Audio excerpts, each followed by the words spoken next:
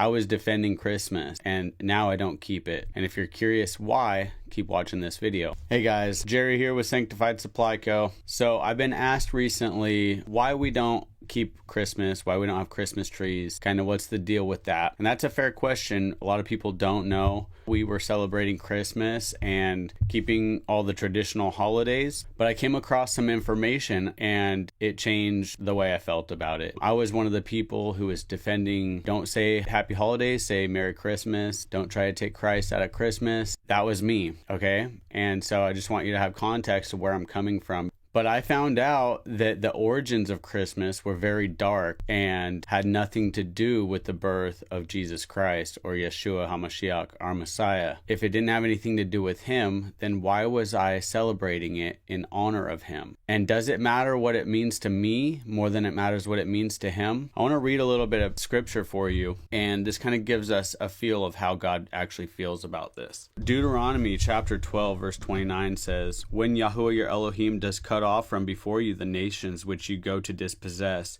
and you dispossess them and dwell in their land, guard yourself that you are not ensnared to follow them after they are destroyed from before you, and that you do not inquire about their mighty ones, saying, how did these nations serve their mighty ones? And let me do so too. Do not do so to Yahweh your Elohim. For every abomination which Yahweh hates has been done to their mighty ones, for they even burn their sons and daughters in the fire to their mighty ones. And all the words I am commanding you, guard to do it.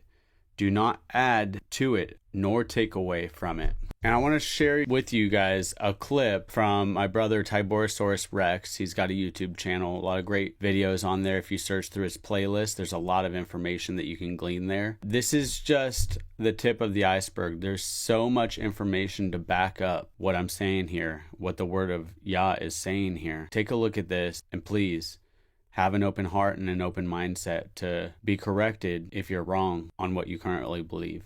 King Nimrod, who led the first world revolt against God after the flood, when he established the Babylonian world tyranny and constructed the infamous Tower of Babel, Nimrod actually married his own mother, whose name was Semiramis. Nimrod's birthday was December 25th, the same day considered by pagans to be the birth of the sun. Nimrod was pretty much adored by his people as a god, considered by many historians to have been the first sun god upon which all the other sun god legends were based upon. After God destroyed the Tower of Babel, Nimrod was, according to a lot of legends, was killed by Noah's son Shem. His body was castrated and his parts were spread all across the land of Shinar. After Nimrod's death, his widowed mother-wife, so-called Semiramis, claimed that she had become impregnated by the rays of the sun. And later, that next December 25th, baby Tammuz was born. Baby Tammuz is in the scriptures a lot of places too. They're worshiping baby Tammuz, weeping for baby Tammuz, and God didn't like that too much. He was born again as the reincarnated sun god of Nimrod. Semiramis also claimed that a full-grown evergreen tree sprang overnight from a dead stump, which symbolized the re-erection of the new penis of Nimrod, or in other words, the springing forth of new life.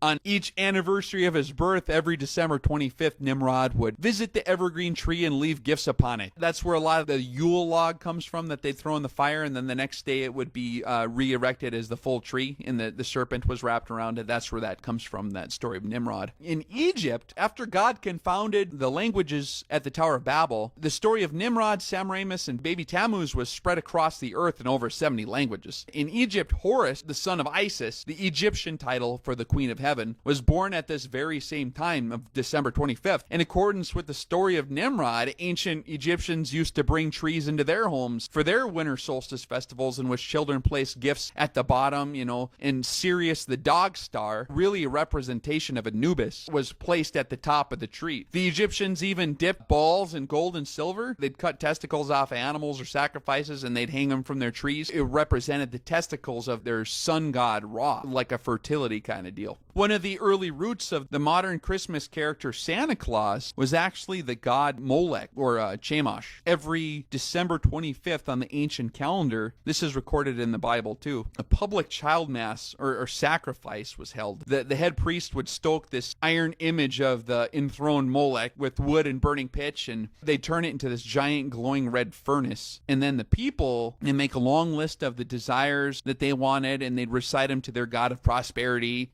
just before they put their infant children into the red-hot lap of the glowing red god. And kind of sick, the priests would interpret revelations through the screaming of the burning babies. So they'd get these revelations from their god through the screams of these babies. Kind of sick. I know some of that was hard to listen to, and you may not believe it, but don't take my word for it. Please, if you actually care about this topic, if you actually want to know how Yah feels about it, search out the matter. The Father will lead you to truth if you have an open heart. If you're looking to support your own bias, you're not going to get very far. So I just want you to consider these things. I share this with love. I don't share a lot on this topic, especially with my friends and family, because I don't want to cause any division. I want to love you, and I don't have the ability to do that if I put a wall up between me and you. So just know I only share this out of the deepest love from my heart. Shalom, guys. Love you. All right. Okay, this is David, who says, we have friends who do not celebrate Christmas because they say December 25th is really a pagan holiday. While I agree that Jesus may not have been born on December 25th, he certainly was born as described in the Bible. How do I respond to them? Well, in a sense, tell them they're right. You see, the winter solstice a couple of days later was the shortest day of the year, and the pagans had something called Saturnalia. And it was a time of lawlessness because all the laws were suspended. And people, a bunch of singers actually wandered the streets naked singing. And then they had orgies, sexual orgies. It was a mass thing. Well, when the Catholic Church came along in Italy, the Romans and others didn't want to give up their holidays. So they said, okay, we'll Christianize it. And so they said, okay, we'll say the birth of Jesus was the 25th of December. And then there was a monk who began to add it up. You see, if you read in Luke, it says there's a census taken when Quirinius was governor and so forth and so on. And they could take those leaders and figure the exact time dating from the foundation of Rome. And that's when the dates were established. And so they get pretty close to the date. But to say it's the 25th, shepherds were out abiding in the field. It gets a little cold at night. I mean, were they out there in the middle of winter? I don't know. I've been out there on the shepherd's field on Christmas Eve. It's very nice. But it's cold. And nevertheless, I mean, what was going on? So all this business about mistletoe, pagan. Christmas trees, pagan. Giving out gifts, pagan. Every bit of it is pagan. Every single bit of it is pagan. We've Christianized it all. And so that's good. And so we have time, we celebrate for Jesus. Everybody gets all misty-eyed. But the truth is, they're all pagan.